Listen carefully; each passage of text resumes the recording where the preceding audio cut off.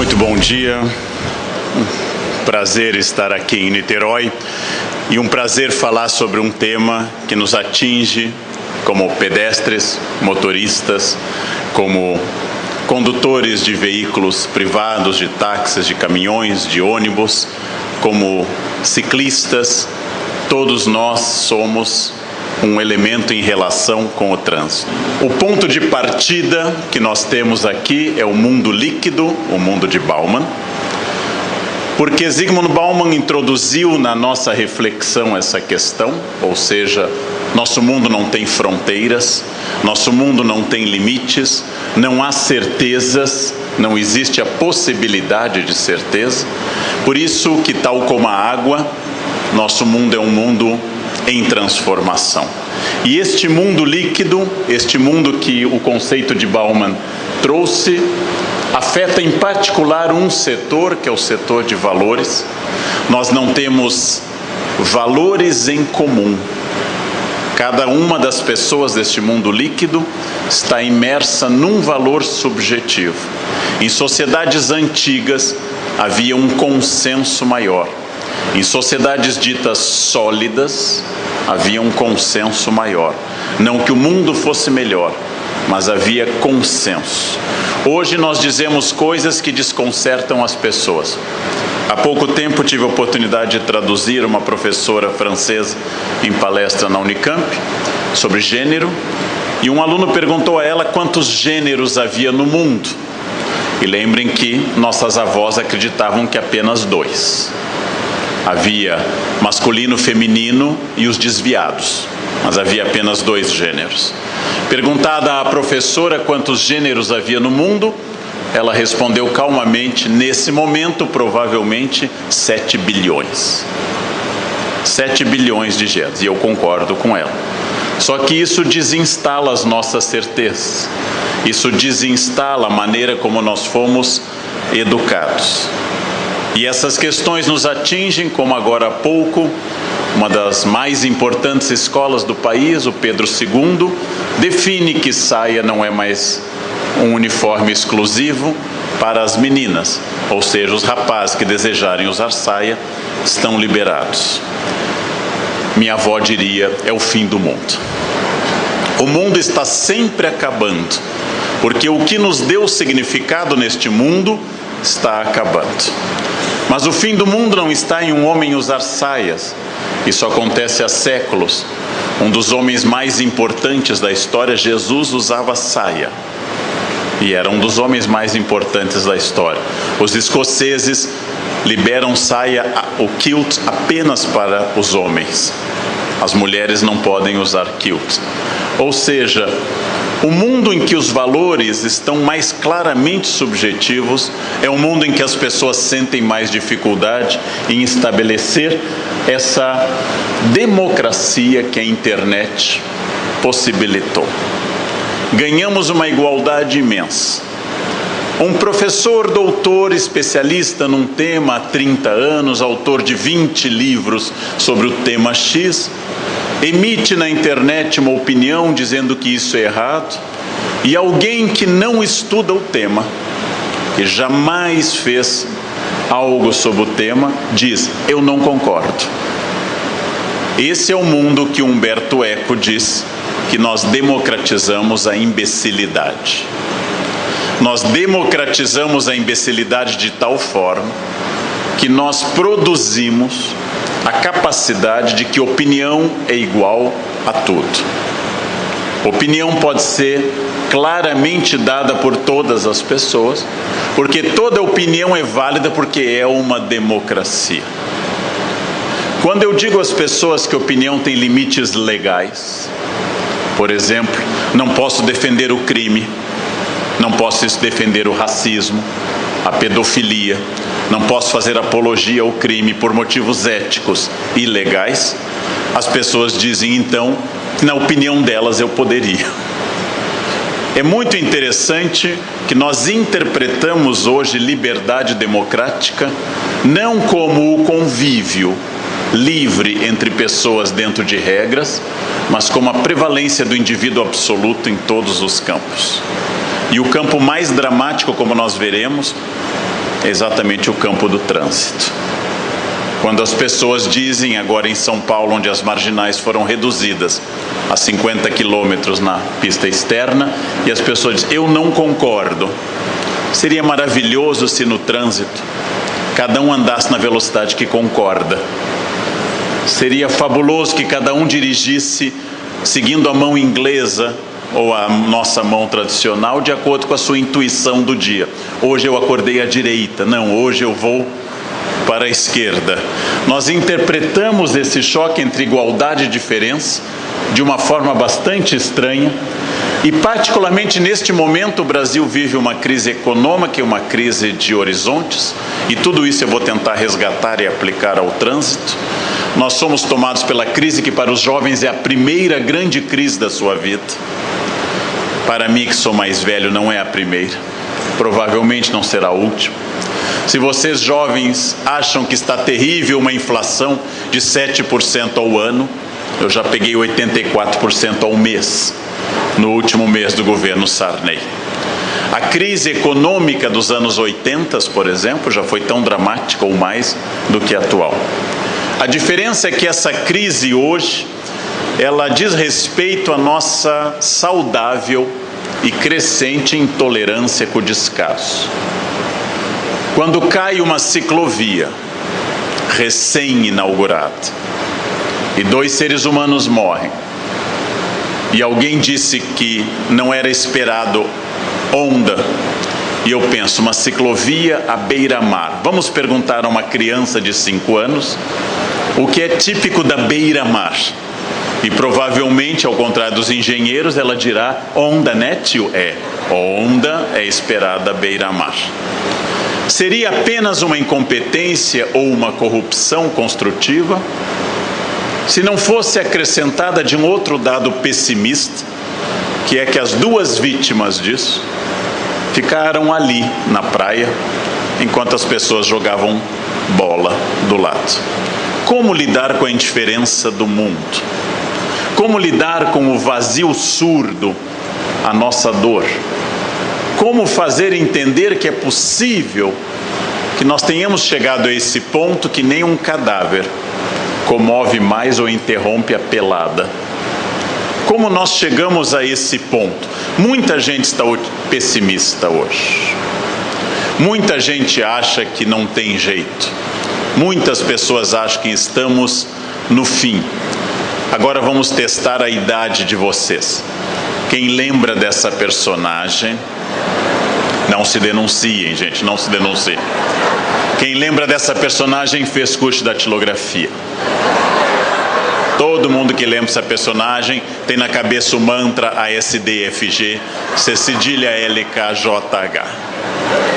Bem, as hienas são tidas como animais que riem, mas a hiena Hard era pessimista e ficava dizendo, ó vida, ó céus, ó azar. Vocês sabem que ter alguém pessimista na equipe é importante. Uma pessoa pessimista traz o realismo para a equipe. Máximo uma. Se eu não tiver alguém realista que leve em conta a possibilidade de equívoco, eu posso ter um problema no meu projeto. Mas o pessimista tem um defeito estrutural, que é esse da imagem seguinte. O pessimista não faz sêmen algum para dizer algo elegante. O pessimista não colabora para a solução. O pessimista reclama e espera que os outros ajam. O pessimista não é alguém que traz apenas o senso de realismo, mas o pessimista é alguém que nada faz para que o problema seja superado. Por isso o pessimismo é também um erro estrutural. Precisamos de pessoas realistas que encarem os problemas e a cada problema enunciado tragam essa possibilidade. O trânsito brasileiro é um dos mais violentos do planeta Terra. O que nós vamos fazer para resolver? O pessimista diz, é assim, é a natureza, são os astros, Mercúrio está retrógrado no céu, não há nada a fazer. O pessimista é fatalista, nós precisamos de gente de ação. É muito importante que talvez eu, como tantos brasileiros, estava tomado por um excesso de pessimismo. Quando iniciaram as Olimpíadas em agosto, eu tinha certeza que a abertura seria um desastre épico e global, que a nossa vergonha seria escancarada. Eu tinha certeza que haveria um apagão no Maracanã. Eu tinha certeza que haveria um arrastão e iam roubar todas as equipes. E por fim, Temer iria para o meio da pista e diria: valeu, cada um para casa, agora em grupos, para evitarem mal maior. Eu estava apresentando um Jornal da Cultura quando começou, e o que eu assisti foi um dos mais belos espetáculos da minha vida. Eu que assisti a abertura em Pequim em 2008, no dia 8 de agosto de 2008, às 8h08 da noite, porque os chineses insistem muito no número 8 como sinal de sorte. Eu vi em Pequim um show impecável e perfeito tecnicamente, mas sem humanidade. No Rio eu vi um show técnico, mas com humanidade. Eu gostei mais da do Rio do que da de Pequim.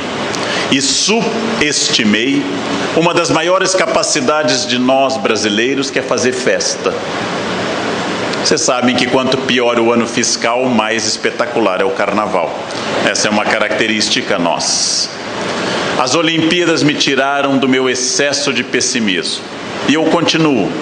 Quando esse indivíduo denunciou um assalto, eu achei absolutamente plausível que ele tivesse sido assaltado, porque eu ouvi falar que isso já tinha ocorrido algumas vezes no Rio de Janeiro.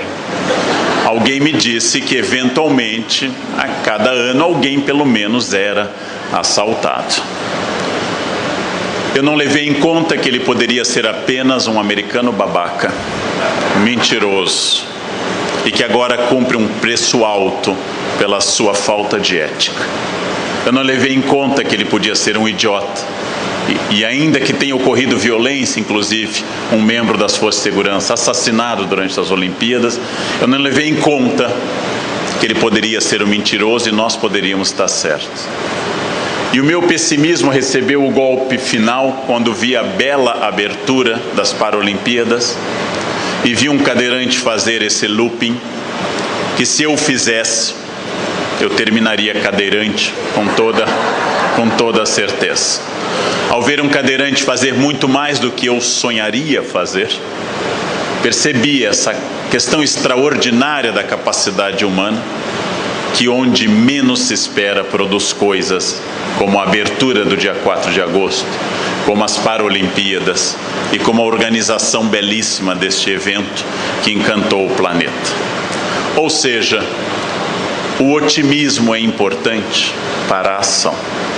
E nesse momento que a internet flui com ódio profundo, que as pessoas se xingam sem se conhecerem, que jogam os adjetivos e acusam uns aos outros petralha ou coxinha, e param como se ter uma opção política me tornasse menos brasileiro ou menos interessado no sucesso do Brasil do que a outra opção política, e as pessoas se atacam abertamente, eu percebo que o ódio, a diferença, ao contrário de estar diminuindo, está aumentando.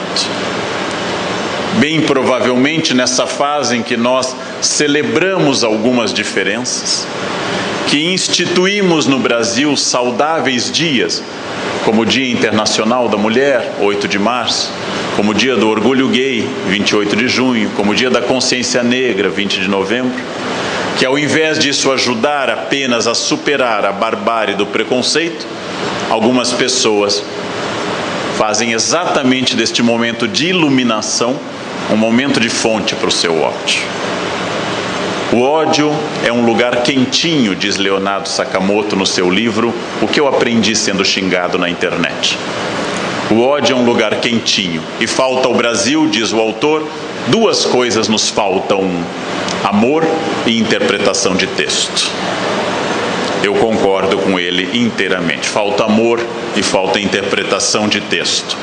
O relativismo individualista esquece que eu tenho perfeita liberdade de dizer se eu gosto ou não de alguma coisa. Quando se trata de uma questão estética, de culinária, eu, Leandro, abomino coentro, mas entendo que haja quem goste. Entendo mais ou menos, mas sei que há quem goste. Sei que há quem compre isso. Sei que há quem coloque isso na comida do próprio filho e sirva o próprio filho com coentro. E eu tenho que entender que isso é gosto. Porém, gosto não entra em cena quando se trata de um espaço público. Não posso, por gosto, colocar o som alto. Não posso transformar meu carro num trio elétrico. Meu gosto não pode invadir o gosto alheio. Não posso gritar na janela palavrões. Eu, Leandro, amo o bar profundamente. Mas, como eu disse no Jô, não posso ir à janela gritar chupa Beethoven, por exemplo, porque haverá quem goste de Beethoven. Ou seja, o meu gosto não pode invadir o espaço do outro. E essa percepção individualista está exacerbada porque a opinião que os gregos chamam de doxa, a opinião se tornou uma questão tão importante que as pessoas acham que ela é válida porque é minha. Ela é válida porque eu a emiti. Nessa época em que a nossa opinião emerge com aspectos positivos, lembrando aos jovens que quando eu era jovem, levava-se o exame médico lacrado para o jovem. O médico então abria na nossa frente, emitia algumas reações bovinas, nós ficávamos olhando, então ele emitia o parecer. Hoje eu já chego no dia anual do meu check-up, com o exame analisado na internet, e digo ao meu médico: doutor, meus triglicéridos estão altos. Ele me pergunta irônico: e o que o senhor recomenda nesses casos? Nós hoje achamos que a opinião é sempre válida, e ela não é. Ela não é sempre válida. A liberdade é um valor sempre válido, mas a opinião não é sempre válida. A vaidade é o grande pecado contemporâneo. Até porque a humildade passou a ser considerada um defeito. Colocar-se para trás é falta de autoestima. Sentir-se menos faz com que você não seja um empreendedor. A vaidade é considerada um elemento de crescimento das pessoas. E a conexão é superior a qualquer questão, e nós vamos resgatar o efeito que tem isso no trânsito. Entre os 3 medos de jovens que eu acabo de aprender numa palestra com uma especialista em juventude, o primeiro é a morte violenta. Ao contrário do que parece, os jovens convivem muito com a morte, tanto a morte fruto da violência urbana como a do trânsito. O segundo medo é sobrar no mercado de trabalho, já que o desemprego atinge mais aos jovens do que a qualquer outro grupo. E o terceiro medo é ficar sem conexão. São os 3 medos da juventude brasileira, segundo a pesquisa que eu acabei de ouvir de uma professora. Conexão é tudo. Conexão é fundamental e dá acesso ao mundo. As pessoas estão sempre na dúvida, porque este momento líquido tem muitas opções. Dúvida que minha avó nunca teve sobre nenhum aspecto. E nem por isso foi uma pessoa mais feliz, mas não tinha dúvida. Minha avó tinha certeza que eu devia fazer concurso na Petrobras. E insistia: faz concurso, meu filho. Entra na Petrobras.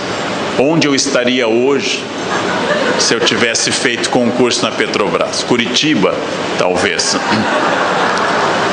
Quando contei essa história num café filosófico, quando eu voltei de um pós-doutorado no México, comuniquei à minha avó que no México se usava abacate na salada. E ela comentou: isso dá diarreia.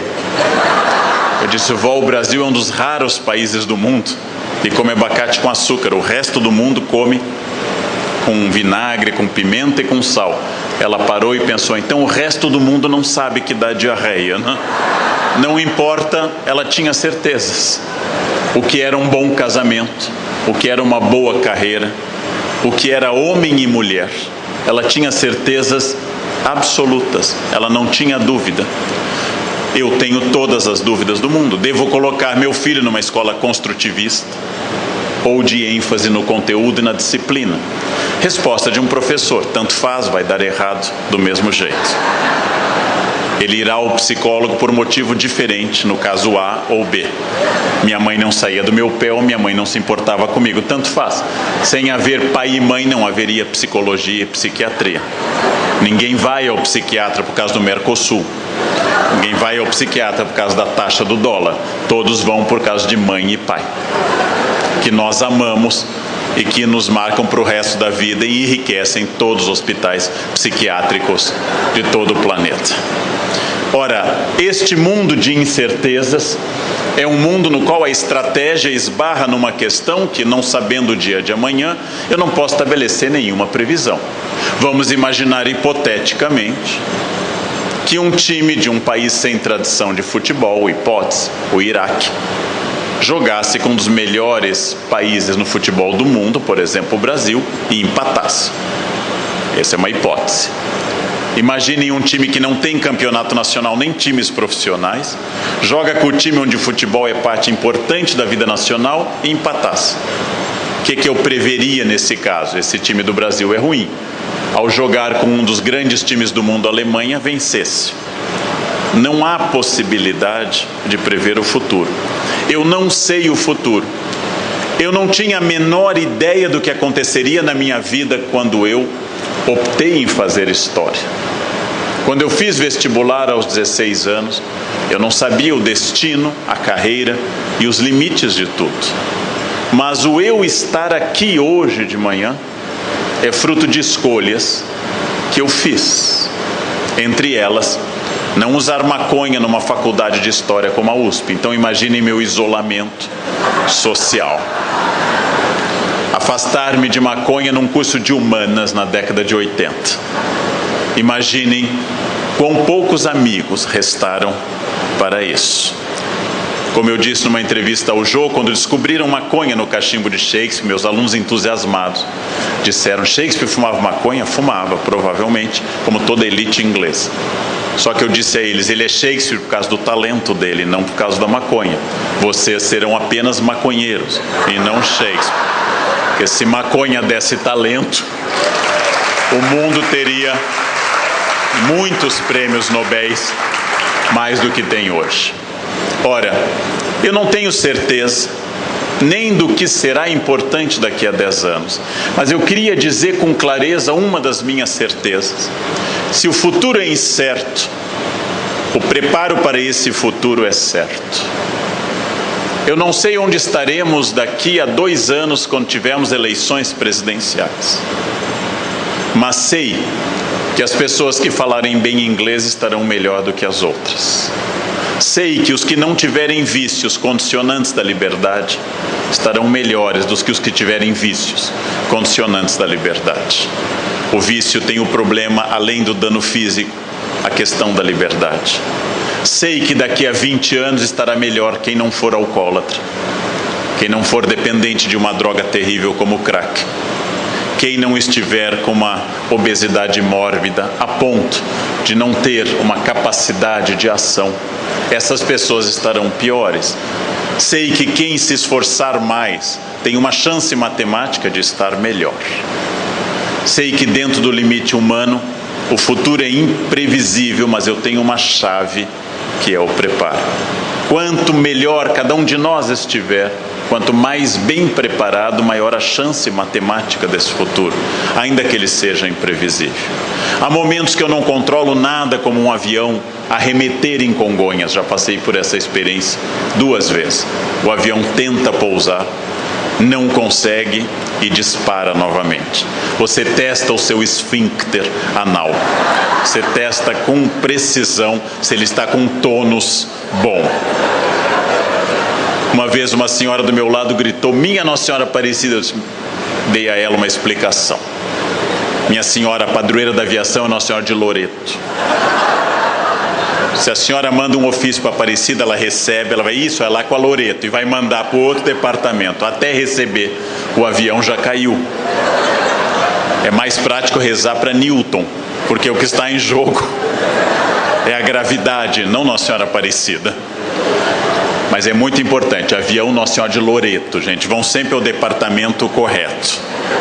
Se tiver caindo aí, é Santa Rita e São Judas, causas impossíveis. A imprevisibilidade do futuro é muito grande, mas o preparo é mais ou menos previsível. Santo Agostinho explica no capítulo 11 das Confissões essa nossa noção linear de tempo, passado, presente e futuro, que é uma das concepções de tempo da humanidade, há outras. Eu não sei o futuro, ele é nublado.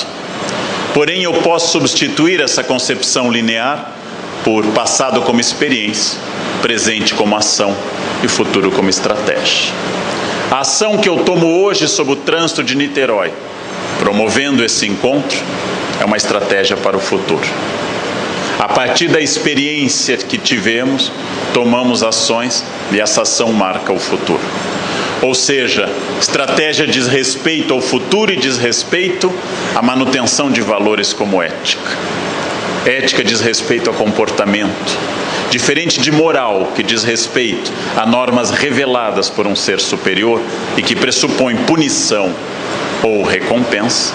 A ética não pergunta sobre um ser superior, mas pergunta sobre por que alguma coisa é errada, mesmo que ninguém veja, e por que algo é correto, mesmo que ninguém faça. Ética é filosófica, moral é religiosa. As duas coisas são importantes. A moral é mais antiga do que a ética e tem uma chance de sobrevivência maior do que a ética. Mas nós falaremos da ética que não nasce, mas chega a um momento importante com Aristóteles. De todas as obras do filósofo da cidade de Estagira, apenas uma ele botou um nome próprio. As outras ele chamou de poética, política, metafísica, mas uma delas ele chamou Ética Nicômaco, seu filho. É a única obra que tem um endereço, porque o maior legado de um pai é vergonha na cara. E Aristóteles tocou neste ponto. O que uma coisa é correta? E eu trago para vocês esse pequeno trecho em que Aristóteles diz que a virtude ética não nasce com ninguém. Todo bebê é aético e amoral. Bebês são máquinas de excretar e ingerir. Nenhum bebê deixa de chorar no meio da noite pensando, mamãe já levantou 2 vezes, acho que ela pode estar cansada. Nenhum bebê pensa, gostaria de regurgitar, mas acho que o ambiente não é adequado, vou esperar para regurgitar em casa. Não. É ao sentir que o ambiente é inadequado, aí que eles viram máquinas de jorrar coisas estranhas. Todos nascemos sem ética, todos nascemos sem moral. Cabe à família, cabe à escola, cabe à sociedade ensinar o princípio do limite alheio, ao qual chamamos ética. Logo, a crise atual de ética no mundo, e particularmente no Brasil, é também uma crise de nós, pais e professores e autoridades, porque nós não queremos mais educar, porque educar implica às vezes atrito. Educar implica, às vezes, não ser tão legal. E há uma fantasia absurda de achar que pai ou professor são amigos dos filhos e alunos. Pai é pai e não amigo. Amizade pressupõe isonomia e pai pressupõe amor. É totalmente diferente a relação. Com um amigo eu não tenho nenhum compromisso moral ou ético, apenas o prazer da relação. Como pai e professor eu tenho compromissos que não dependem do afeto, mas de uma responsabilidade permanente. Ou seja, eu tenho que ensinar. Ensinar significa impor limites. Impor limites pode significar, especialmente na primeira infância, punição. Punição que nem a lei nem a nossa ética aceitam mais que sejam físicas. Não há mais possibilidade de tapas. Eu fui criado sem a noção de trauma. Apanhava todo dia. Criança era chantilly, bate que cresce, vai batendo que vai crescendo. Quanto mais bater, mais caráter vai ter. Também não tinha bullying na minha juventude, tinha que correr para não apanhar. Bem, a nossa evolução ética e a nossa legislação proíbem a punição física com boas razões psicológicas. Mas há castigos mais graves do que um tapa. Mudar a senha do Wi-Fi da casa, por exemplo, é gravíssimo isso. É uma ofensa capital. Sem a noção de trauma, diz Freud, não há cultura ou aprendizado. Eu coloco o dedo na tomada e levo um choque. Meu cérebro registra dor, tomada e não coloco mais o dedo. Sem trauma, eu morro. Eu vou viver testando os limites. Crianças que têm uma rara síndrome, que é não sentir dor, é uma síndrome raríssima, morrem muito cedo, porque sequer percebem que quebraram um osso. Essa síndrome é rara e geralmente mata, porque o medo do perigo faz com que eu sobreviva. É o medo do perigo que me leva até o fim da existência. Ou seja, a ética é um aprendizado e eu posso melhorar, porque em filosofia não existe algo permanente. Logo, não existe a síndrome de Gabriela, eu nasci assim, eu sou sempre assim. Gabriela, não existe isso em filosofia. Meu caráter, a palavra não é de Aristóteles, mas é de Rousseau, é um neologismo russoniano, ele pode ser melhorado, perfectibilidade do caráter. Princípio filosófico que não posso afirmar então que sempre foi assim, não adianta fazer sempre foi assim. Mentira. Há 30 anos nenhum de nós usava cinto de segurança. Quando eu era criança, o cinto era comprado, embrulhado em plástico, e quando o carro era vendido, ele continuava embrulhado em plástico. Só havia cinto sobre a cintura e não cinto sobre o tórax. Não havia cadeira de crianças, e as crianças eram projetadas pelo vidro facilmente. Isto mudou por causa de coerção e consenso, multas e educação. E hoje todos nós procuramos o cinto.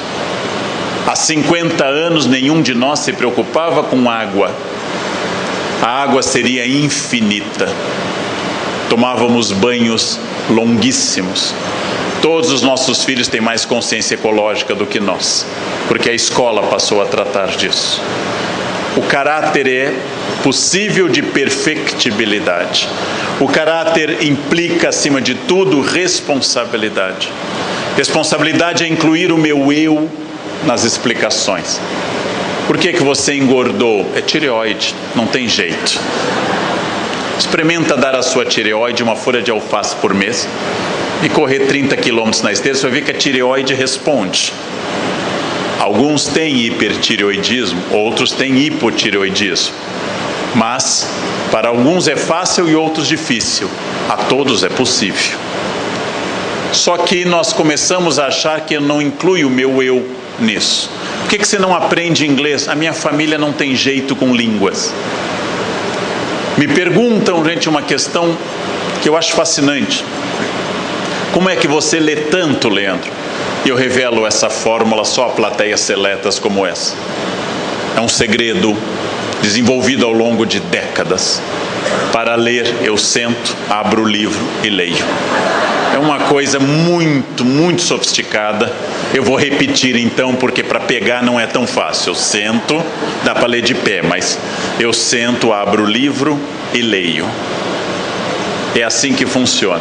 Como é que você consegue acordar às 4 da manhã? É assim, toca o celular, eu ponho uma perna fora da cama, a outra levanto. Mas eu não consigo, então morra, não pergunte, não me pergunte isso. Frase que parece de autoajuda, mas não é. Você é sócio majoritário do resultado da sua vida. Sócio majoritário, não total, mas você é sócio majoritário.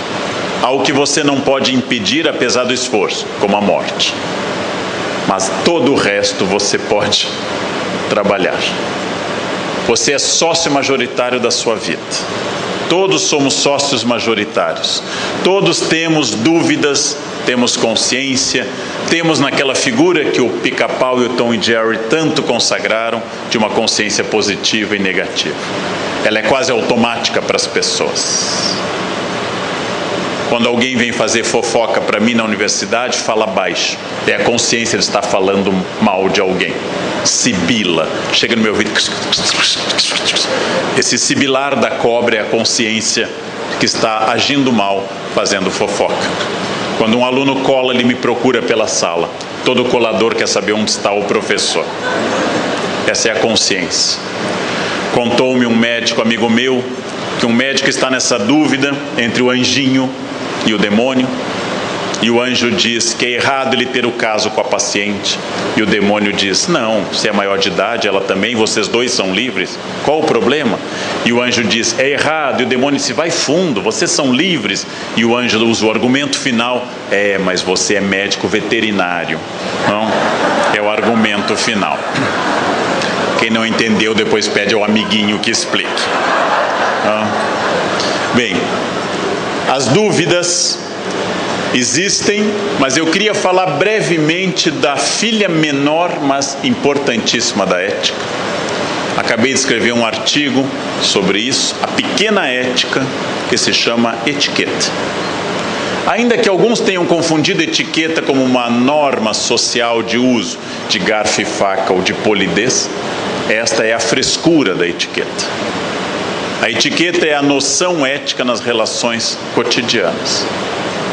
A etiqueta significa a percepção do espaço do outro, a multiplicação dessas 4 fórmulas mágicas. Por favor, com licença, me desculpe e muito obrigado.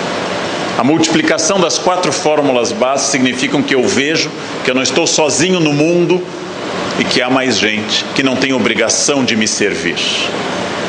Como eu escrevi nesse texto domingo passado, usar a faca corretamente na mão direita, colocar o guardanapo corretamente no colo, colocar a água corretamente no copo mais alto e maltratar o garçom, significa que não entendeu nada de etiqueta a não ser a parte imbecil dela.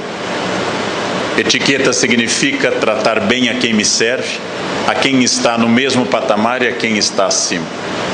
Etiqueta significa que ter medo de um juiz do Supremo não é ética, é bom senso. Respeitar um cara de 2 metros, faixa preta em 3 modalidades, não é ética, é noção de perigo. É Newton, massa maior e massa menor. Etiqueta começa a ser verificada quando eu lido com a faxineira terceirizada, o porteiro, o motorista e o garçom. Esse é o teste da etiqueta, e não o garfo e faca. Um dos lugares da morte da etiqueta é o trânsito, e nós voltaremos a isso. Essas fórmulas que eu falei, na fórmula formal, desculpe-me, na forma coloquial, com a próclise, me desculpe, elas são fórmulas importantíssimas. Preciso multiplicá-las. Preciso entender que eu tenho direito a estar no mundo e os outros também. Preciso entender que eu não posso usar minha mochila no avião ou no ônibus, na balsa ou em qualquer lugar como uma arma de guerra. E cada vez que eu me viro, faço como uma tartaruga ninja com o seu casco e vou batendo nas pessoas. Preciso entender que eu não posso escutar o som alto, como eu já disse no início, especialmente em espaço público. Eu tenho uma regra que vocês podem utilizar caso vejam alguém com o vidro abaixado e um som muito alto. Quanto mais alto o som, menor o pênis do motorista. Pensem nisso a próxima vez. Façam um sinal para ele, para entender que uma coisa compensa a outra. Etiqueta é fundamental para eu existir, porque ela faz a passagem do micro para o macro.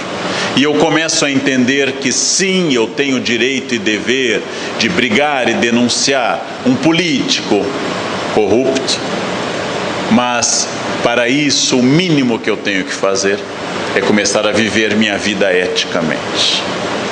Ou seja, aquilo que eu insisto há bastante tempo na internet, e vou voltar hoje. Não existe sociedade humana onde o Estado seja corrupto e a população honesta. Não existe sociedade humana onde a população seja corrupta e o Estado seja ético. Em todos os países do planeta, governo transparente, governo não corrupto, significa sociedade respeitadora de regras éticas. Suécia, Finlândia e Dinamarca ganham o título de países mais transparentes do mundo. Avaliem o trânsito nessas 3 localidades. Onde há corrupção das pessoas comuns no trânsito e na vida, existe governo corrupto. Logo, a corrupção do governo é a parte mais fácil de lidar. De tempos em tempos, algum governante pode ser preso. A mais complicada é a corrupção social. A mais complicada é de mais longo prazo. Aquilo que eu insisto há bastante tempo, que existe um círculo no qual o Estado está no topo, mas ele é apenas o apogeu de pequenas corrupções. O pai de família, que tem os filhos no banco de trás e para em cima da faixa de segurança, está dando a aula mais importante, infelizmente, chamada exemplo. O pai de família que emite uma frase cafajeste, que xinga, está transmitindo aos filhos, através da autoridade afetiva e jurídica de um pai, o que deve ser feito no trânsito. E aí, por um drama da natureza humana, isto é compreendido mais rapidamente que binômio de Newton ou tabela periódica. A imbecilidade é genética e de fácil contágio. Quando eu estou atravessando com meu filho pela mão fora da faixa de segurança, eu estou dizendo que o mundo é dos mais espertos.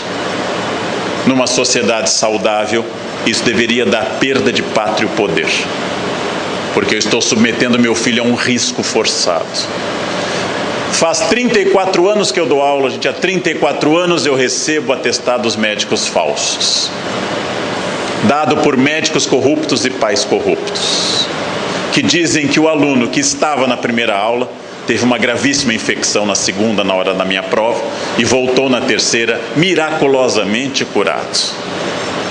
E essas pessoas estão em passeatas contra a corrupção do governo. Essas pessoas vestem camisetas patrióticas e dizem: chega de ladrões no país. E eu concordo, matem-se, matem-se. Nossa. Faz 34 anos que eu acompanho cola em sala de aula. Faz 34 anos que eu vejo o trânsito não cidadão. E as pessoas só olham para a parte final do processo que se chama governo. É muito mais grave a corrupção pública do que a privada. Roubar merenda escolar, tragédia que atinge o estado que eu moro. Roubar merenda da escola pública e fazer crianças pobres passarem fome é um crime inominável, muito mais grave que andar na faixa do acostamento. Mas as duas coisas estão na mesma pirâmide da transgressão, ainda que o roubo público seja o mais grave de todos. É muito mais grave afundar a Petrobras do que pegar um atestado médico falso. Mas quem afundou a Petrobras pegava atestado médico falso na juventude, porque é uma educação que vem da base, gente. Políticos de todos os partidos, de todas as colorações que possam se envolver em falcatruas, fazem parte de uma sociedade que se escandaliza com o topo e é tolerante demais na base. Todos os dias eu pego avião, ontem peguei 3, hoje é um dia mais vagabundo, só 1. Entro na fila dos que têm direito a uma fila por cartões de fidelidade, eu tenho cartões de fidelidade de todas as companhias. Do meu lado está a fila das prioridades legais, que eu ainda não tenho direito. Faltam 7 anos, eu chego lá para eu ter 60. E todas as vezes vem alguém e diz assim: passa para essa fila. Eu não posso, eu não tenho 60, mas ninguém está vendo. Mas a minha ética não pode depender do que o outro veja. Não pode depender disso. Se a minha ética depender do olho do outro, ela é um problema, porque cada um vê uma coisa. Se eu não fizer sozinho o correto, que eu faria com grande público, eu não sou ético, eu sou oportunista. Oportunista é aquele que faz o bem na frente do policial. Oportunista é aquele que diminui perto do radar. Este é um canalha oportunista, ele não é ético.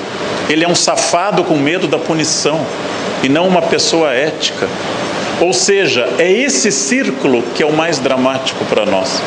É esse que me incomoda. O Estado vai mudar e vai cair, vão fazer muitos impeachments ainda, com maior ou menor grau de justiça. Isso já aconteceu antes e vai acontecer depois. O que me preocupa é a escola, a família e o espaço de sociabilidade chamado trânsito. Essa é a reflexão incômoda. Temos um governo inimigo da sociedade Ou temos um governo que é a cara da sociedade? Nos irritamos com a falcatrua, porque não temos o poder de sermos beneficiados por ela? Ou, segundo o Barão de Tararé, negociar teu bom negócio para o qual não me convidaram? Somos moralistas ou ressentidos, que eu não posso fraudar o imposto de renda, mas os poderosos podem?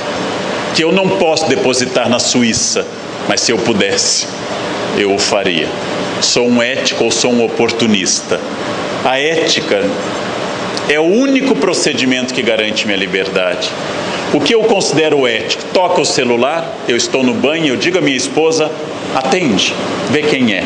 Olha que homem corajoso. É aquela sua colega jovem, nova, vê o que ela quer. Seu amigo está lhe mandando fotos, abre e vê o que ele está mandando. Que homem, que notável. Homens éticos não têm senha no seu celular em casa. Todos os outros têm. Ética é quando eu garanto o meu direito à liberdade. Quando indo para a Unicamp um policial me para na estrada, eu desço tranquilo, porque eu tenho o extintor modelo antigo, modelo novo, e espaço para o outro modelo que vai surgir também. Eu ainda tenho o kit de primeiros socorros, caso ele volte a ser pedido. Tenho também todos os documentos em dia. E como eu digo a um amigo que vence a carteira, ele baixa um aplicativo para ver se tem blitz, e faz Rio-Niterói via Teresina, para evitar uma blitz, e eu pergunto: não é mais fácil você renovar a carteira do que ter tanto esforço? A vida ética é mais tranquila. A meu amigo que trai infelizmente a esposa e diz que tem que pegar dinheiro, que não pode usar cartão no motel, e tem que pegar um carro emprestado para não ver a placa. E eu pergunto: e o cheiro? A gente come mexerica e aí passa o cheiro. Ao meu amigo eu faço a pergunta, sendo ele mais velho que eu, ele diz: não é muito esforço por muito pouco tempo, considerando a idade? Quer dizer, é muito esforço por um período muito curto de prazer. Não seria mais fácil ser fiel e não sentindo vontade de fidelidade? Ou não sentindo mais desejo, não sentindo mais amor? Não é mais fácil separar? Ser fiel ao seu sentimento? A vida ética me torna livre. A vida ética me torna livre porque ela consegue que eu me olhe no espelho e veja quem eu sou. Conhece a ti mesmo, frase de Sócrates, atribuída ao templo de Apolo, que ele incorporou. Ou com o pleonasmo que a gente gosta no Brasil, conhece-te a ti mesmo. Como se eu pudesse conhecer-te a outra pessoa. Conhece a ti mesmo, veja quem você é, pare de construir esse imaginário, vença essa fantasia narcísica para que não ocorra isso. Para que você não volte se orgulhando que foi costurando no trânsito e que chegou mais cedo que os outros e você se considera um Superman, quando na verdade você foi um pateta. Ou seja, mude a imagem para uma imagem real. Provavelmente você é menos pateta do que é, e certamente é menos Superman do que você supõe. Mude para uma imagem real e adquiramos consciência. Estes valores significam, acima de tudo, equilíbrio. Equilíbrio entre corpo e atividades intelectuais, entre família e trabalho, entre tudo o que eu posso fazer, descanso e atividade, porque hoje o mundo atual é marcado pelos desequilíbrios, em todos os campos, de todas as formas. É preciso pensar em relação à ética e a trânsito, que todos os problemas humanos são causados por seres humanos e podem ser resolvidos por seres humanos. Só problemas que escapam ao ser humano, como o nosso Sol ser uma estrela amarela, é que não podem ser resolvidos pelos seres humanos. Todos os problemas como trânsito, violência, família, racismo, são humanos, criados e inventados por pessoas, logo podem ser resolvidos por pessoas. O trânsito pode ser melhor, porque o trânsito é ruim não por causa da natureza, mas por causa das pessoas. Logo, eu posso resolver. Começa comigo, é a primeira base da responsabilidade. Não começa com o outro, nem com o Brasil, nem com Brasília, nem com Temer, nem com nenhuma outra pessoa. Começa comigo. Tudo começa comigo. Seja a transformação que você quer ver no mundo, diz o grande Mahatma Gandhi. Querem um mundo ecológico, reciclem lixo. Querem um mundo menos cafajeste, sejam menos cafajestes. Querem um trânsito cidadão, sejam motoristas, ciclistas, pedestres, cidadãos. Seja a transformação que você quer ser no mundo. Tenha uma ação consciente e consequente. Faça parte da vida adulta que associa ação a efeito. Lembre que o que você opta tem consequência e toda escolha implica perda. Toda escolha implica consequências e perda. Toda escolha implica uma reação. Faça a associação entre ação e consequência. E terceira questão, dada pela própria ecologia sobre o meio ambiente, é uma ideia de ONGs como o Greenpeace. Tudo que eu tenho que fazer, eu tenho que ter mentalidade global, mas a ação é sempre local. Eu não posso mudar o trânsito brasileiro, mas posso mudar a mim dentro de Niterói. Eu não posso mudar a educação brasileira, eu não tenho este poder, mas na minha sala de aula eu faço uma diferença gigantesca. Eu não posso salvar o Brasil da violência contra a mulher, que é extraordinária, mas eu posso ajudar a não aumentá-la e a lutar contra em relação aos grupos que eu encontro. Eu faço muita diferença no meu mundo, pouca diferença no mundo ao meu redor e nenhuma diferença no grande mundo. Pensar globalmente, agir localmente. E eu só presto contas à minha consciência ética, ou aqueles que forem religiosos, ao julgamento de Deus em relação ao que eu fiz no meu mundo. Não vai ser perguntado a mim outra coisa.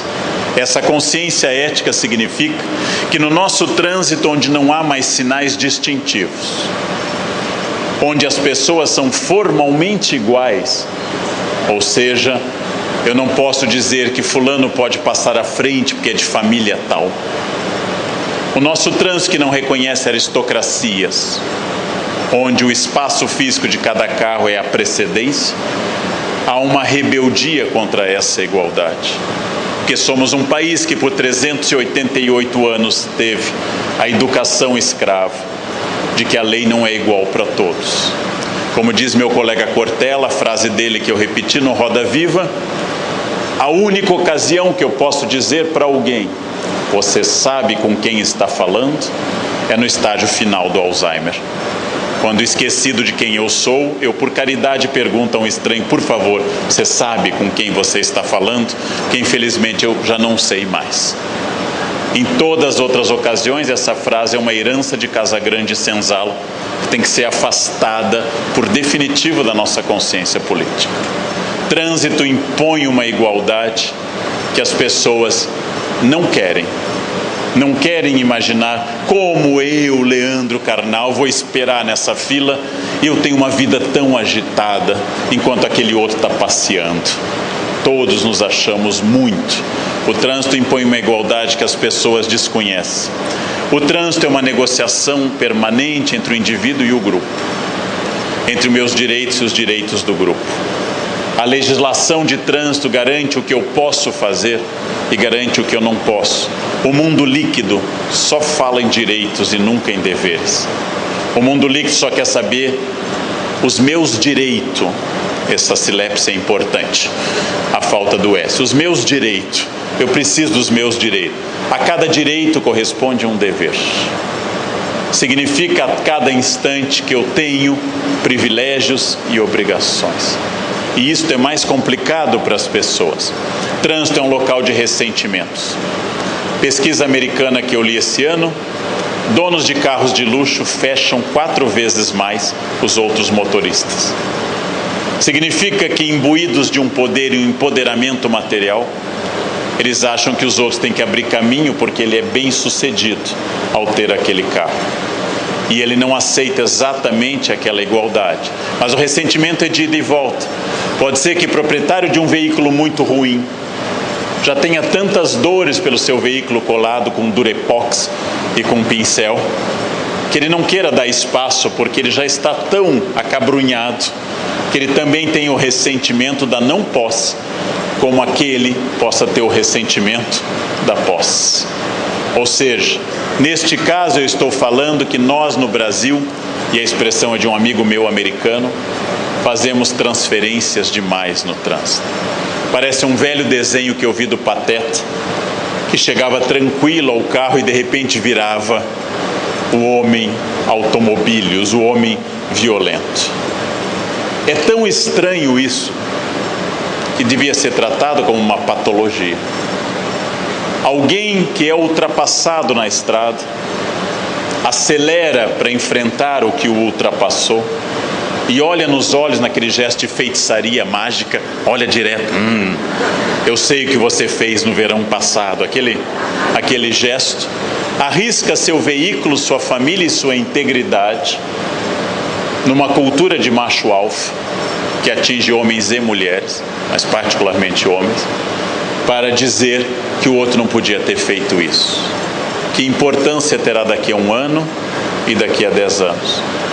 No filme Relatos Selvagens, brilhante filme argentino, uma das cenas é uma cena de trânsito. Um homem passa na frente de outro e o outro começa a ficar irritado. Isso vai levar a um choque que conduz à morte. Pronto, contei o fim do filme. Vai levar à morte. Quando os policiais enxergam os dois queimados e mortos no carro, perguntam: o que será que houve? Um policial diz: crime passional. E o policial tem razão. É sempre passional. É um enfrentamento de transferência de todas as suas raivas, de todas as suas frustrações. Nós deveríamos ser calmos, porque não sendo calmos nós damos muita bandeira da nossa dor. Nós deveríamos ser calmos para não gritar para o mundo que a minha vida sexual é deficitária, que a minha renda é insuficiente, que o meu corpo não é o que eu gostaria e que o mundo que eu habito me torna infeliz. E como eu não posso gritar tudo isso, eu só acelero, que é o que me restou na minha dor, me restou para eu poder fazer no meu ressentimento. Logo, o trânsito é um local, como vocês veem nessa imagem, que eu não posso reproduzir, porque são palavrões, no qual um homem tenta advertir uma mulher de que há um animal na estrada. E ela, ao invés de entender que seja um xingamento, que seja uma advertência, interpreta como xingamento e retribui na mesma moeda. Quando eu falo macho alfa, eu falo disso. Se alguém me xinga, eu vou ensinar uma coisa fundamental: de todas as mortes, veneno é a única em que eu tenho que beber. Ao contrário de arma de fogo, eu tenho que beber o veneno para ele funcionar. Logo, o xingamento só é xingamento se eu beber. Se eu não beber, ele não me atinge. Os estoicos nos ensinam que eu só fico irritado quando eu concordo com o que diz. Um aluno bateu a porta na minha cara o ano passado, disse: careca. Eu disse: que bom que você enxerga. A cegueira é terrível. Eu vou dizer: não sou. Não. Ele me chamou de careca, pronto. Qual é a minha relação com isso?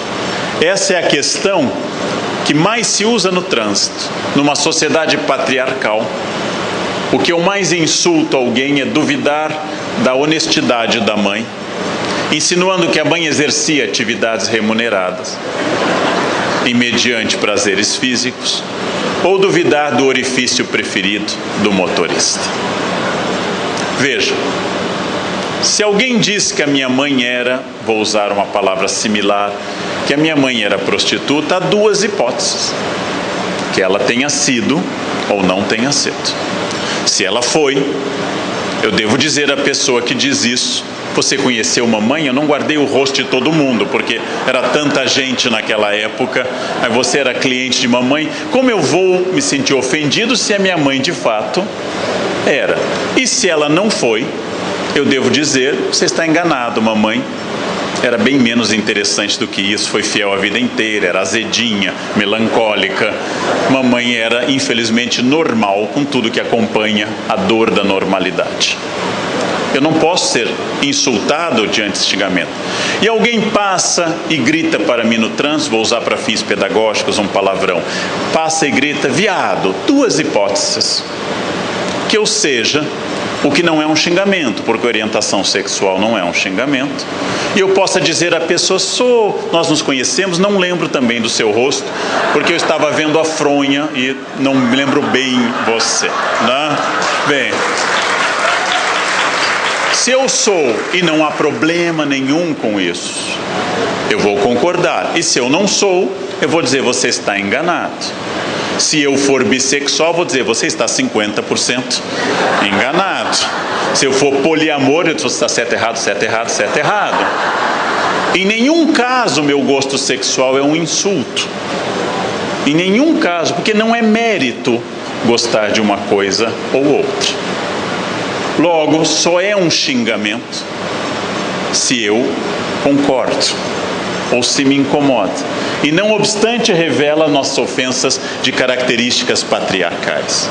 E é nosso traço cultural no qual eu estou aplicando a primeira parte da fala, nosso traço cultural notável de achar que regra tem que ser interpretada.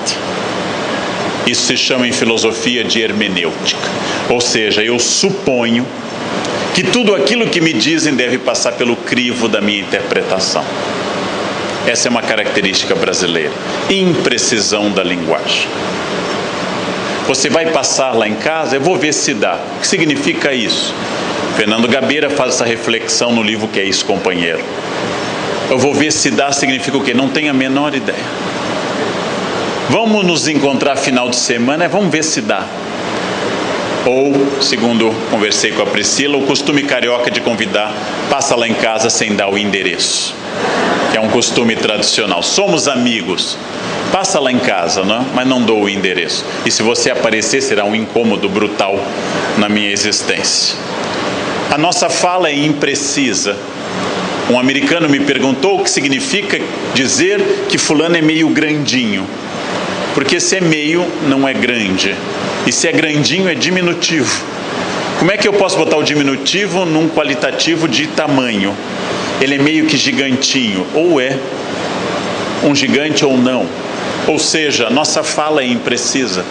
Usando uma linguagem técnica em linguística, não aproximamos significado de significante. E interpretamos, não pode usar essa faixa, mas eu estou com pressa. Ora, a lei não diz, não pode usar a faixa, a não ser que você esteja com pressa. Nesse caso, é liberado. Todo sistema de trânsito deve privilegiar o transporte público. O transporte público é mais importante que o transporte individual. Cada ônibus na rua retira muitos carros da rua. Ou seja, esse é o foco. Para isso, faixas. No momento que eu estou usando o acostamento, eu estou pondo em risco a chance de policiais e ambulâncias trafegarem por esse espaço. E estou dizendo aos outros, vocês são idiotas, porque cumprem a lei e eu sou o esperto. Esta regra de interpretação é o problema do micro ao macro. Dentro de um carro no acostamento está alguém falando ao celular, provavelmente, e dizendo que não aguenta mais a podridão do governo. Bem, o governo não está lá, a não ser porque corresponda a essa relação do micro ao macro. A lei é a lei. Uma lei injusta deve ser mudada. Uma lei imperfeita deve ser aperfeiçoada. Uma lei deve garantir cada vez mais os direitos das pessoas. Mas enquanto ela existir, ela é a lei. É uma garantia da ordem e é o que nos separa do caos. Numa sociedade democrática, onde ela é votada por organismos democráticos, é mais importante ainda que ela exista. É mais importante ainda que ela seja assegurada.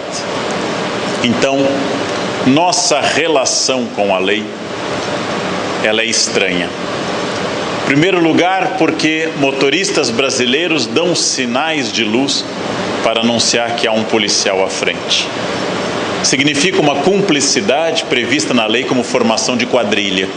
Estou tentando cooptar pessoas para o meu crime. Avisar, ali está a lei justa. Ouço de muitas pessoas isso. que nós vivemos, só conheço São Paulo como motorista, e São Paulo é uma indústria da multa. E eu pergunto às pessoas, você foi multado injustamente? Porque acho que isso pode ocorrer. Cabe então um recurso. Todas as vezes que eu, Leandro, fui multado, e já fui multado, todas foram absolutamente corretas. Ou eu infringi o rodízio, ou estava acima da velocidade. O erro é meu, eu posso ter raiva, mas o erro foi meu, consciente ou inconsciente. Todas as vezes que isso ocorre, eu tenho que pensar se a multa foi justa ou injusta. É essa visão subjetiva que marca o Brasil. A lei é justa quando pune aos outros, e é uma indústria da multa quando me pune. Por que o trânsito brasileiro mata tanto? Porque faltam leis mais duras, e quando eu sou punido por essa lei, é uma indústria da multa. É essa a nossa subjetividade. O que não quer dizer que não possa haver injustiça numa multa ou numa punição. Então é essa visão de transferir a responsabilidade, por isso eu falei lá atrás de ética e responsabilidade, porque se você perguntar a todo motorista de táxi de quem é a culpa do trânsito ruim, ele terá a resposta: motoqueiros, gente passeando no trânsito e esses ônibus que não respeitam ninguém. Se perguntar aos motoristas privados, motoqueiros, esses caminhões e ônibus, taxista que não respeita ninguém. Se perguntar aos pedestres, são os carros. Se perguntar aos ciclistas, são pedestres e carros. Eu digo como usuário do trânsito em todas as categorias que a culpa é de todo mundo. Pedestres sem consciência, ciclistas sem consciência, motoristas privados como eu sem consciência, taxistas, motoqueiros e assim por diante. Eu diria até que motoqueiro é a maior unanimidade, mas mesmo assim a culpa é coletiva. Quando eu cheguei a São Paulo e soube a quantidade de motoqueiros que morriam diariamente, achei o número elevado. Hoje eu acho que tem alguma proteção divina, que o número talvez deveria ser maior, considerando as ações. Ou seja, a culpa sempre está no outro. E as pessoas narram as narrativas de trânsito assim: eu estava ali no limite segurando o volante com as duas mãos, às 10 e às 2, a regra do volante americano, segurar às 10 horas e às 2 horas. Estava ali olhando pelo retrovisor dos dois lados, com cinto de segurança, o celular estava no porta-mala fechado, numa valise lacrada. E aí passou um louco na minha frente e quase bati. Eu nunca vi alguém me dizer, eu estava correndo como um louco, falando ao celular, e um outro louco passou na minha frente. Ninguém tem culpa. Ninguém se inclui nessa culpa. Responsabilidade, inclusão nessa história. Como diria a personagem de Entre Quatro Paredes, Jean-Paul Sartre, o inferno são os outros. Desde que eu assuma que eu sou também o inferno dos outros, essa frase é correta. Um mundo cidadão, um mundo de igualdade, um mundo de ética, tem o seu maior termômetro no trânsito. A tal ponto que talvez seja a questão mais exótica de todas, de que hoje celular tenha se tornado uma das grandes causas de morte e acidente, porque eu prefiro morrer a não estar conectado. Falando ao celular, diz uma pesquisa inglesa, eu tenho movimentos e reações mais lentos que se eu estivesse bêbado. A pesquisa inglesa mostra que falar ao celular me torna pior do que alcoolizado. E como vocês sabem, nunca é uma emergência. A não ser que vocês sejam médicos emergenciais, parteiras. A chance de ser uma mensagem estilo: onde você está? Estou aqui, seguido do potássio, kkkk. Potássio, potássio, potássio. A chance de ser uma emergência é muito baixa. Mandamos a mensagem dizendo: não posso falar agora, ligue depois, estou no trânsito, a gente se fala depois, não posso atender. Acabou de mandar uma mensagem, seguidas de carinhas escolhidas a dedo. Considerem essa escala de valores: celular, vida humana; celular, e bem material do carro, celular paraplégico, celular e dor, celular e assassinato. Em todos esses casos, o celular não é um valor. Até porque seu valor é inferior ao carro, na maioria das vezes. Que nós sejamos obcecados com a conexão no mundo líquido é uma das patologias presentes. Contei na entrevista prévia a esse encontro que há alguns anos, parado no farol em frente ao Shopping Eldorado, na Avenida Eusébio Matoso, em São Paulo, um motoqueiro que não percebeu que havia um novo farol ainda antes da existência do túnel atual, bateu atrás do carro e caiu. Eu desci assustado, porque machucar alguém é um dos grandes medos da minha existência.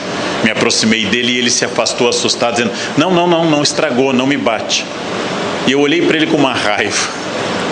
Entre carro feito de lata, consertável em qualquer lanterninha, e a vida humana, ele achava que ele era inferior. Que sociedade doente produziu esse tipo de valor? Tive vontade de bater muito nele para ele aprender o valor da vida humana. Pegar a cabeça dele e bater no carro. Você é precioso, você é único, você é insubstituível. Aprenda isso. Um carro, lata, diferente da lata de atum pela quantidade de metal, mas idêntico na composição, lata e uma vida humana. E as pessoas matam porque a lata foi amassada. Isso daria anos de psicanálise. É uma sociedade doente. Aquilo que o psicanalista Wilhelm Reich e o meu ex-amigo Gaiarsa que faleceu, chamaria de peste emocional. Estamos vivendo uma peste emocional, uma doença gravíssima que faz as pessoas perderem noção de valor. Estamos vivendo a incapacidade de perceber que o trânsito é o retrato do Brasil. Trânsito é machista porque este país é machista. Trânsito é racista porque este país é racista. Trânsito é violento porque esta é uma pátria de violências variadas. O trânsito é de diferenciações sociais, de opressão de carro grande sobre pequeno, de carro sobre pedestre, de carro sobre bicicleta, porque este é um país de diferenças sociais gritantes. O trânsito não é melhor, o trânsito é a cara deste país. Tudo que nós temos de ruim está presente no trânsito. Logo, ele é um termômetro da nossa sociedade. É um termômetro de tudo o que acontece, de tudo o que nós fazemos. Esse termômetro tem que ser avaliado duramente por nós. Tem que ser enfrentado duramente. Através das únicas coisas que funcionam com grandes grupos: coerção e consenso. Consenso, educação. Educação desde o ensino fundamental. Educação dada na escola. Como atravessar uma rua. Aula que eu acho que ninguém teve no Brasil. Como atravessar uma rua. Como respeitar os sinais. Como respeitar a velocidade que me protege e protege aos outros. Como ser um cidadão. Tudo isso consenso. Campanhas educativas como essa que estamos fazendo. Mas, com grandes grupos, o consenso não é o único caminho, infelizmente. Precisamos de leis duras, muito duras, bem mais duras do que as atuais. Se eu matar com uma arma alguém, a lei é muito mais dura do que se eu matar com um automóvel. E o resultado é o mesmo. Como eu já disse em sala de aula para advogados, a diferença entre crime doloso e culposo é importante para o advogado, para a vítima tanto faz.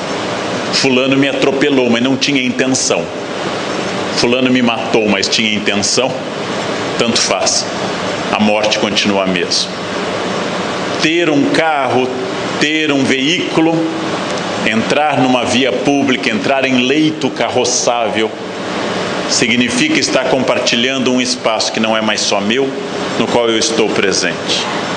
Para isso, eu, Leandro, também, junto com vocês, preciso permanentemente me lembrar quais são meus objetivos de vida, o que é importante na minha vida.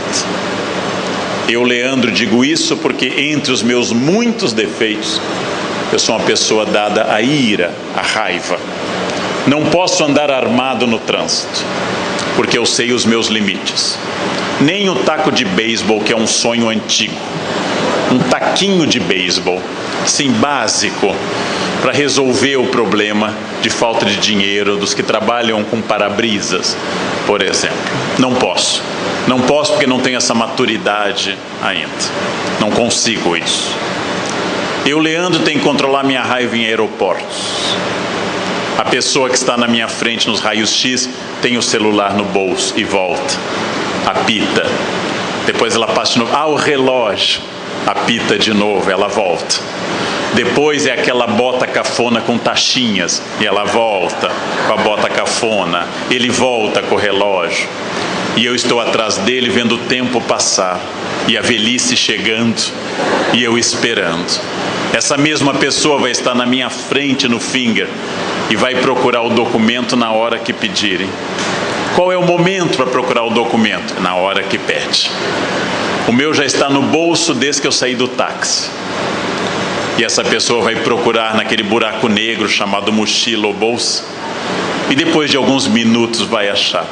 E está na minha frente. E vai entrar no avião rápido. E vai até o fundo. Aí olha seu ticket 2A. E começa a voltar. Contrariando a piracema que está indo para o fundo do avião. Essa pessoa vai sentar do meu lado. E vai passar a viagem dando ré no muco. Fazendo... e engolindo, dando ré no muco a viagem inteira. E se eu estiver no corredor na 2C, ela vai ser atacada de cistite, vai ao banheiro a viagem inteira. Só um minutinho que eu preciso ir ao banheiro. Estamos esperando um voo atrasado 1 hora, mas o melhor horário de ir ao banheiro do avião é quando entra no avião, não no aeroporto. Porque no avião é mais apertadinho, é mais íntimo, é melhor. Vamos descer, atenção gente, vamos descer. Este é o momento de ir ao banheiro. Agora que a gente está descendo, vamos ir ao banheiro. Não nas 6 horas que a viagem durou, mas agora. E eu preciso me controlar, e eu nunca matei ninguém. E é um mérito diário que eu me repito. Que bom que eu nunca matei ninguém. Para isso eu faço esporte, para isso eu faço terapia, para isso eu leio bons livros de ética. E repito, aquele ser humano é uma pessoa legal, digno, igual a mim, direitos, e tem direito à vida, mesmo sendo quem é. Eu sou perfectível, eu preciso controlar coisas que eu não tenho tão boas. O trânsito é a imagem do Brasil, é o grande termômetro da cidadania.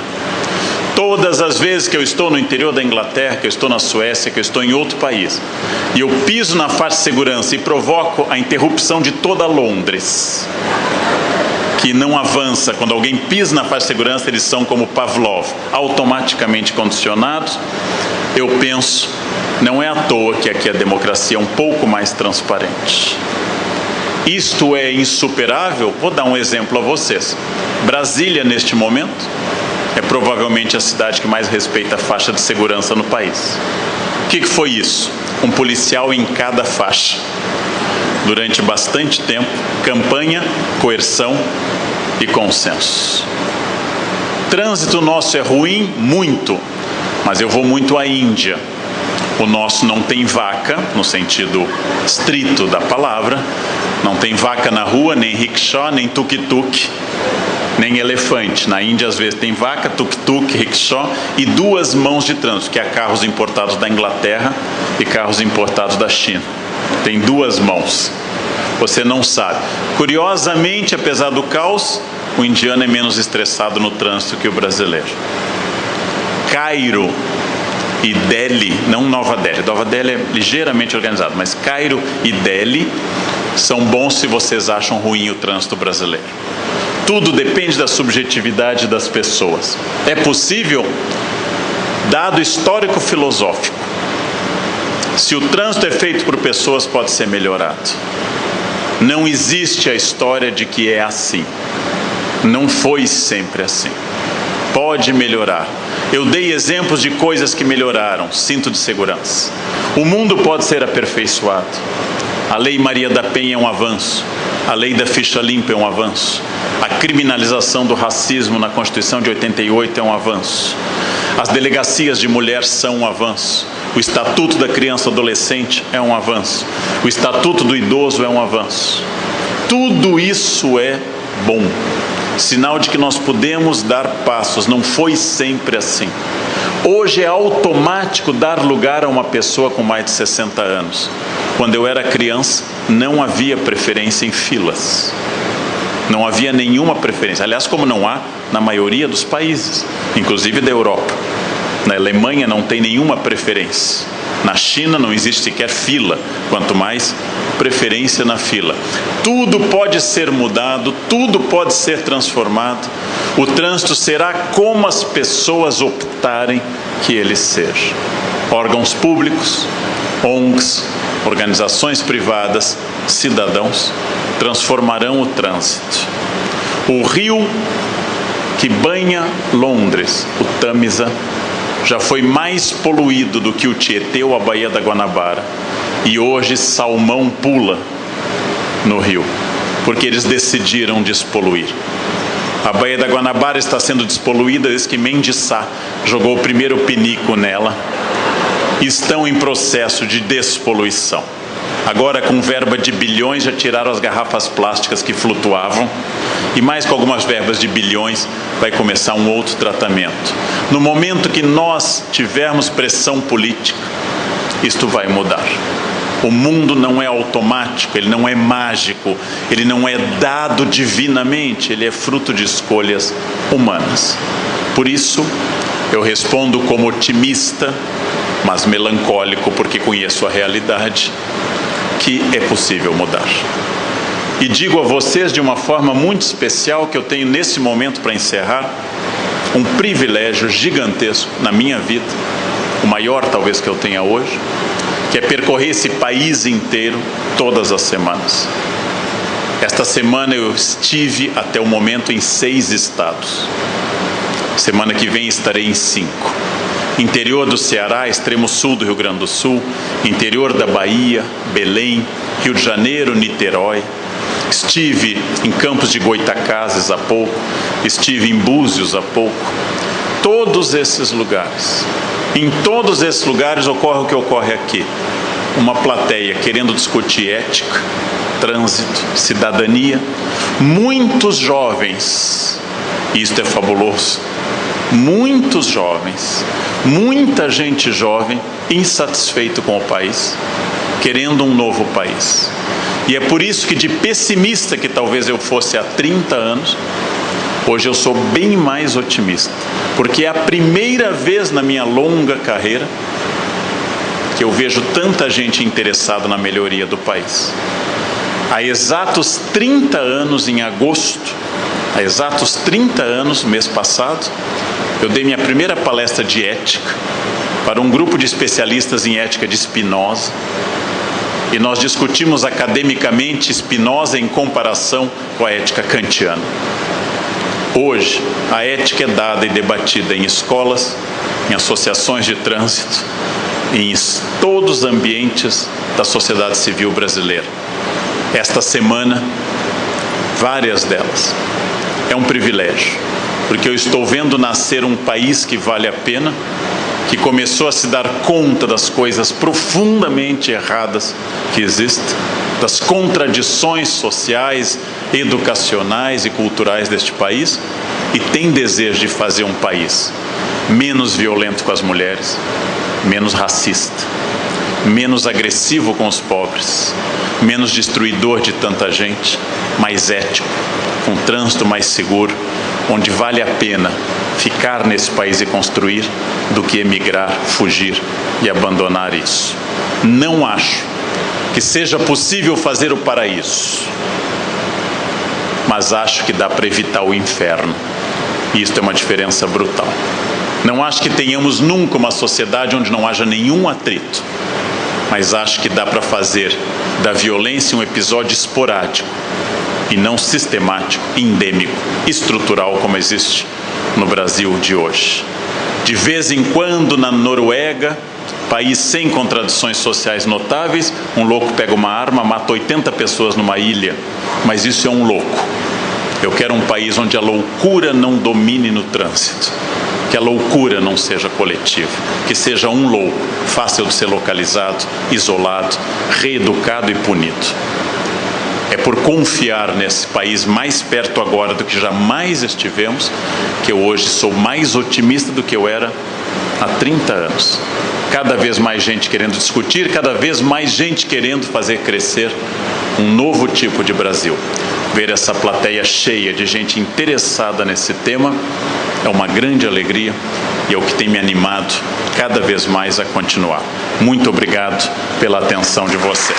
Obrigado.